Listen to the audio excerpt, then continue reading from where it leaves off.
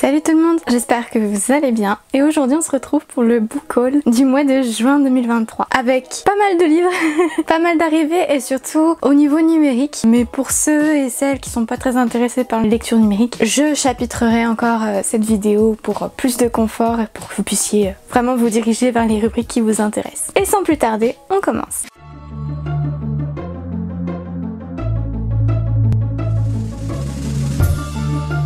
Alors dans un premier temps je vais vous présenter les deux services de presse que j'ai reçus, notamment ceux que j'ai reçus pour préparer la rentrée littéraire qui arrive à grands pas. J'ai donc reçu L'enfant dans le taxi de Sylvain Prudhomme. C'est moi qui ai fait la demande pour ce service presse là parce que lors d'une vidéo de présentation de la rentrée littéraire par certains éditeurs et par certains libraires, celui-ci au niveau de l'intrigue ça me tentait bien. Après je vous avoue que j'ai pas envie de relire le résumé parce que je l'ai déjà dit dans plusieurs autres vidéos, mais j'aime bien me plonger vraiment dans une lecture sans trop savoir ce qui se passe pour être vraiment surprise du début à la fin. Il me tarde de le lire. Et le deuxième service presse, c'est L'épaisseur d'un cheveu de Claire Berest aux éditions Albin Michel. Pareil pour la rentrée littéraire. Je ne l'ai pas encore lu non plus et je ne veux pas me replonger dans le résumé. J'avoue que ce qui m'a beaucoup décidé aussi, c'est le nom de l'autrice parce que je n'ai jamais lu de livre d'elle. Et donc c'était l'occasion en même temps, voilà, de pouvoir présenter quelque chose de sympa pour les clients, pour la rentrée littéraire. Cette fois-ci, on va s'attaquer à un autre registre service de presse puisque j'en ai reçu pas mal en version numérique. Les éditeurs commencent vraiment à préférer ce format là parce que c'est moins cher et puis c'est plus écologique aussi. Moi j'avoue que je préfère encore le papier, je sais qu'on est quand même nombreux et nombreuses à préférer le papier. Du coup j'ai tout noté les services de presse sur mon téléphone, donc ne vous étonnez pas si je regarde beaucoup vers le bas. J'ai d'abord reçu un album en version numérique, Le petit homme qui n'aimait rien de Pepito Matteo et Irène Bonacina aux éditions Didier Jeunesse. Alors celui-ci je l'ai lu très rapidement parce que comme je l'ai dit c'est un album. Je l'ai beaucoup aimé. Après je vous le présenterai peut-être plus en détail pour mon point lecture, mais dans tous les cas il y a de fortes chances que j'en parle sur Instagram. J'ai également reçu de la part des éditions Fleurus La fille au sans visage de Loïc Le Borgne. Je l'ai lu également et c'était plus mitigé, mais là je suis sûre de vous en parler pour mon point lecture, donc on laisse cette lecture pour une prochaine vidéo. Chez Akata cette fois-ci j'ai reçu en service de presse numérique Gros Tracas pour Charlie Vega de Maldonado Cristal qui a été une pépite. Je l'ai lu, dévoré vraiment je crois en une journée et vraiment j'ai trop hâte de vous en parler pour le point lecture, donc à nouveau ce sera pour une prochaine vidéo. J'ai lu également Éloge de la surface dans les profondeurs de la télé-réalité. C'est une bande dessinée aux éditions d'Argo qui a été réalisée par Stella Laurie et Tilila Relmani. Alors là pareil, une très bonne lecture, une belle pépite que j'ai hâte de vous présenter également et que normalement j'ai déjà présenté sur Instagram ou qui devrait pas tarder à arriver. J'ai également reçu en service de presse numérique le nouveau Nathalie Bernard que j'attendais avec impatience, qui s'appelle La gardienne de la forêt, toujours aux éditions Thierry Magnier, que j'ai lu également. Pareil, hein, je ne pouvais pas attendre et c'était aussi une très belle découverte que j'ai rapidement évoquée dans ma story sur Instagram, mais qui sera plus largement développée dans un post. J'attends notamment d'avoir le livre physique pour pouvoir faire une belle photo avec. J'ai également reçu Les ombres aussi ont peur du noir. Alors là c'est aux éditions Rajo de Philippe Leroy. Je l'ai lu et j'ai pas été hyper convaincue parce que je me suis carrément arrêtée à environ un tiers, quelque chose comme ça, un tiers de ma lecture, parce que je sentais que c'était vraiment pas mon truc. Mais je vous en parlerai plus largement à nouveau pour le point lecture. J'ai également reçu de la part des éditions Rajo le nouveau Cécile Alix, donc Regardez l'orage dans les yeux, que j'ai lu, dévoré également en très peu de temps et qui m'a vraiment convaincue. À nouveau, il y a de fortes chances que je vous en parle pour le point lecture et si c'est pas le cas, je vous en parlerai sur Instagram. Donc n'hésitez pas à suivre, tous les liens sont en description. Et j'ai également reçu de la part de Hachette Persona de Yelena que j'ai pas encore terminé, où là j'ai un peu plus de mal à me plonger, pas par rapport au livre mais par rapport à, comment dire, à mon humeur, ou c'est plus en ce moment, voilà, j'ai reperdu ma motivation de lire. Mais enfin, en tout cas pour l'instant l'histoire commence très bien et j'ai hâte de dévorer la suite. Et enfin on va s'attaquer à la partie que je pense vous attendez le plus, c'est la partie livre physique que j'ai acheté. Il y a eu pas mal de craquages quand même, on va pas se mentir. Beaucoup de nouvelles lectures qui ont rejoint ma pile qui ne fait que s'agrandir. En plus de ça, je multiplie aussi les occasions pour craquer, donc ça n'aide absolument pas. Et je vais commencer par vous présenter déjà les 3-4 albums jeunesse que j'ai acheté. Donc dans un premier temps, j'ai acheté La petite lectrice de Elodie Chambaud et Tristan Gillon aux éditions Gauthier et Languereau. C'est un album que j'ai vu passer de nombreuses fois dans plusieurs librairies où j'ai pu travailler jusqu'à maintenant et que j'adore. parce qu'il est vraiment très chouette, avec une petite histoire autour d'une princesse qui ne veut pas attendre bêtement son prince charmant et qui est passionnée de lecture. Vraiment très sympa. J'ai également craqué pour ce sublime album que pareil j'ai vu passer un certain moment, que j'ai hésité à acheter et que finalement j'ai passé le pas. Donc le Chevalier Chouette de Christopher Denise aux éditions L'École des Loisirs. Vraiment une pépite, une petite chouette qui veut devenir chevalier et qui veut tout faire pour réaliser son rêve, avec des illustrations juste sublimes, mais vraiment sublimes. Et dans le même genre, en album sublime, Le Secret du Rocher Noir de Joey Todd Stanton aux éditions École des Loisirs. Pareil, un livre qui est un grand classique qui me tardait d'avoir dans ma collection et maintenant c'est chose faite. Alors, du coup je disais que j'ai beaucoup craqué et que j'ai eu des occasions supplémentaires de craquer, et l'une d'entre elles c'était une soirée qui a été organisée par la librairie L'Élysère où j'ai pu travailler pour mon apprentissage, qui organisait une soirée autour de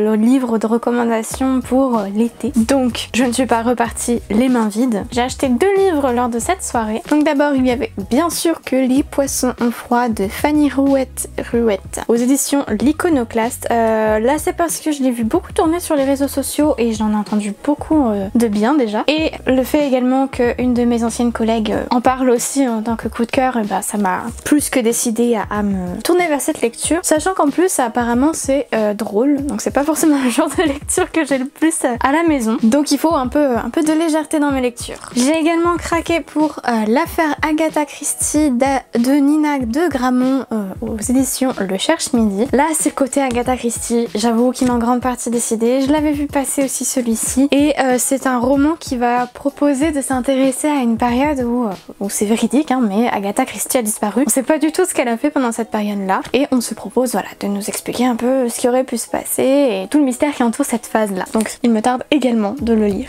J'ai également profité d'être pas très loin de la librairie pour acheter en dehors de la soirée, pour acheter deux livres que j'ai vu passer sur les réseaux, dont une suite que j'attendais avec beaucoup d'impatience. 6 versions, le tome 2. Alors le tome 1 m'avait plus que conquise et du coup bah, j'avais hâte de me replonger dans cet univers-là. C'est en fait le mécanisme un peu original de une enquête racontée sous forme de podcast où on croise plusieurs versions d'une même histoire criminelle et c'est plus ou moins à nous de reconstituer la vérité. Donc vraiment le premier tome ça avait été un très gros coup de cœur et comme c'est une série, et bah je me devais de faire la suite. J'ai également craqué pour Idol de Oussami Rin aux éditions Piquet. Celui-ci en revanche je l'ai vu passer sur les réseaux en tant que sortie et le sujet m'intéressait beaucoup. Donc comme le titre l'indique, on est vraiment autour des idols de K-pop et de leur influence sur les plus jeunes. Il était rangé en plus en jeunesse, donc ça m'a un peu étonnée et donc ça m'intrigue carrément sur ce qu'il y a dedans. Donc il y a de fortes chances qu'il soit lu très prochainement. Ensuite, des séries que j'attendais avec impatience. Il y a celui-ci, donc Kéléana, le tome 6 de Sarah J. Maas. Je crois que j'avais laissé de côté le tome précédent pour pouvoir me faire les deux d'un coup. Maintenant, je vais pouvoir me lancer encore dans cette saga que j'adore. Pour l'anecdote, c'est une série que j'avais suivie la première fois qu'elle était sortie en France. Elle était à la bibliothèque. Sauf qu'ils avaient finalement décidé de ne plus la traduire. Et donc, ils s'étaient arrêtés, je crois, à 3-4 tomes, quelque chose comme ça. 3 tomes même. Et donc bah, j'étais frustrée, je n'ai jamais eu la suite jusqu'à maintenant, donc là je peux enfin découvrir tous les mystères de cette saga qui est carrément géniale. Et la deuxième sortie de série que j'attendais, évidemment le nouveau Margaret Rogerson, donc Mysteries of Found Manor aux éditions Brajlon. Je l'attendais avec impatience et vraiment à nouveau on respecte le même côté un peu grimoire et j'ai hâte de le lire. Je me fixe une règle, c'est que le livre que je reçois j'attends au moins un mois pour le lire. Je sais pas si c'est une règle très intelligente mais psychologiquement ça me permet de me dire que je vide les livres qui sont là depuis plus longtemps, mais celui-ci je sais pas s'il résistera à la règle. Et enfin j'ai également craqué pour pas mal de livres aux éditions de Saxus encore. J'ai craqué pour le premier tome de la saga Les Sables d'Araouia, donc Chasseur de flammes de Hafsa Faisal. Je sais pas si je le prononce bien, je suis désolée par avance. J'en ai entendu parler également. Ils ont fait une réédition du premier tome en édition comme ça, en hardback, donc ben j'ai un peu sauté sur l'occasion parce que bah, j'en entends pas mal de bien, donc à voir. J'ai également craqué parce que je craque beaucoup, pour Ces plaisirs violents de Chloé Gong, toujours chez les mêmes éditeurs, absolument magnifique. Je ne sais plus le résumer et je ne veux plus le savoir, mais très hâte de le lire. En fait tous les livres de Saxus me font tellement envie, mais pour l'instant on va attendre un petit peu. Et j'ai également craqué pour Gilded de Marissa Meyer, toujours chez De Saxus. Pareil, je ne me souviens plus du tout de l'histoire, mais j'avais lu d'autres livres de l'autrice que j'avais beaucoup aimé. J'ai vu que les retours étaient plutôt bons, pas tout le temps, mais que de manière générale c'était une plutôt bonne réception de ce roman, donc ben, j'ai hâte aussi de le lire. Et sur ce, eh bien moi je crois que j'ai fait le tour des livres pour lesquels j'ai craqué ou que j'ai reçu ce mois-ci. Il y a eu quand même pas mal de sorties, mais moins que d'habitude parce que c'est une période, comment dire, plus calme avec la rentrée littéraire notamment qui arrive. Les éditeurs se calment généralement sur les sorties. Généralement, pas de Saxus. De Saxus continue tout le temps. Donc ça explique en grande partie le fait qu'il y ait moins de livres. Je pense que le book haul du mois de juillet sera encore pire parce qu'en plus avec les vacances et tout, je suis pas sûre d'acheter énormément de livres. Je croise les doigts pour pas en acheter trop non plus parce qu'il faut quand même que je lise ceux que j'ai déjà et que je prépare la rentrée littéraire de mon côté. Donc ça fait voilà des choses à faire en plus. J'espère pour autant que je vous ai donné envie de craquer pour quelques-uns, notamment de très belles sorties comme